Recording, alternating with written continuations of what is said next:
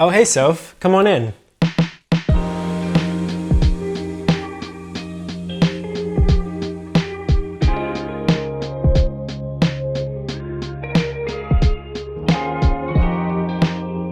Why don't we start over here? This piece of art is the first work that I ever purchased straight out of a vending machine from the Oklahoma State Fair. And I've probably had it 10, 15 years, and it has stayed with me from apartment to apartment. And it's really special to me and now a prized possession. Next we have my sofa. So before I had this small armless piece that was really nice, but I just recently bought this one. At least, I hope I've bought it by now. I paid for it on Klarna, so I might be on payment 3 or 4. But it's the perfect spot to just rest my head at the end of the day. This lamp is a cool addition to the room. It's a modern classic by Paolo Rizzato, and it's so heavy, and I didn't realize when I was trying to hang it on my own. So you'll see over here that there are just like 7, 8 screw holes where I tried and tried again. And honestly, it's up to God on whether or not it comes down. It may be up there, maybe not.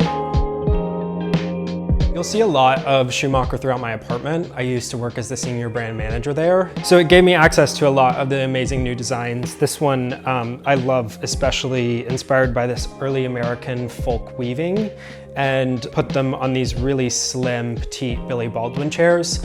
And I love how they turned out perfect for this small space. I love these dining chairs. I bought them from this reseller in Brooklyn and had them recovered in this zebra pattern epinglay that I think bring a lot of playfulness to the apartment. I couldn't quite put them all around the table, so they're scattered around the room. One of my most prized possessions is this bed. It was welded by my uncle a long time ago. I mean, I guess it's just the 90s. Sorry, Alan. I think it's important for this room because it has this house-like shelter shape that really kind of separates it and segments off the bedroom from the rest of the space in this big open studio.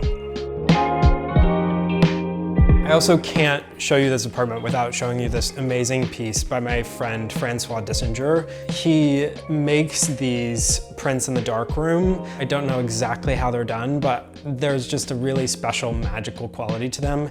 And I practically begged for a print and finally got one out of Francois. So Francois, thank you very much. Welcome to the kitchen.